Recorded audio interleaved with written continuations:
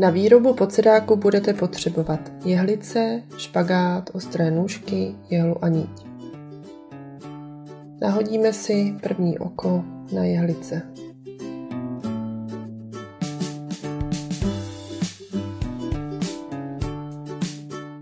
Očko natáhneme na jehlici a začneme nahazovat oka.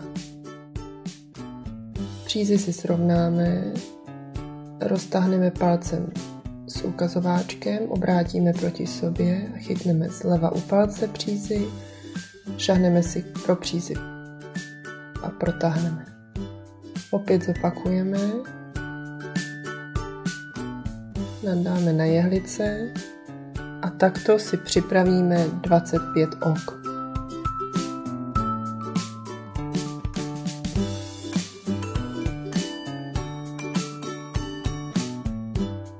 Uzlíky hezky stahujeme u jehlice.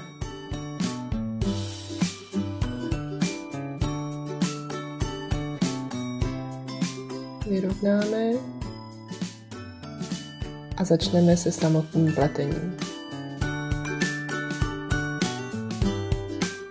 První oko pomocí druhé jehlice ze zadu sejmeme a začneme plést.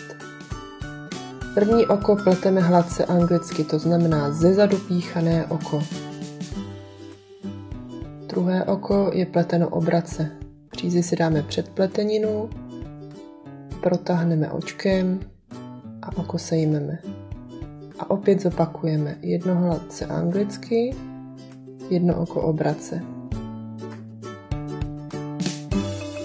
Poslední oko se pouze sundává. Nyní máme hotovou první řadu a pustíme se do druhé.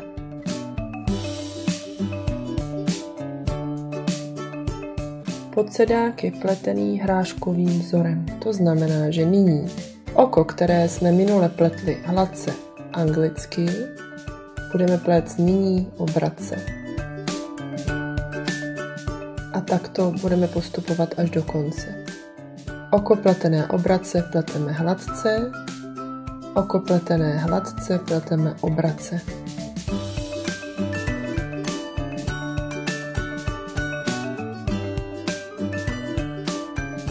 Poslední oko se opět sundá. Hezky urovnáme na jehlicích, dotáhneme smyčky a takto upleteme 22 řad podsedáku. Nyní začneme ukončovat. První oko sejmeme ze zadu anglicky, pleteme další oko hladce anglicky a oko, které je na pravé jehlici, přetáhneme přes oko levé. Opět hladce anglicky, pravé oko přetáhneme přes levé oko. Takto postupně ukončíme všechna oka na jehlicích.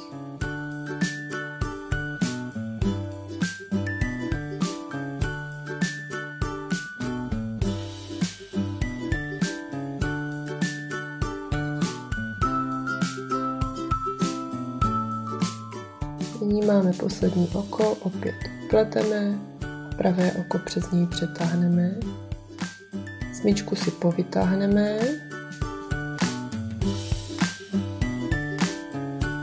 špagát odstřihneme, necháme si kus na protažení okem. Špagát protáhneme očkem a lehce dotáhneme uzlík. Nyní si připravíme jehlu a niť. Niť nám musí ladit s barvou špagátu a pleteninu začistíme.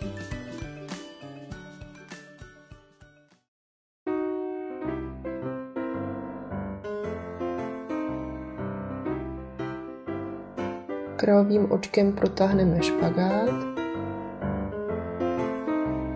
Špagát zastřihneme ostrými nůžkami a pomocí jehly a niti hezky sešijeme, aby uzlík nebyl, nebo aby konec nebyl vidět.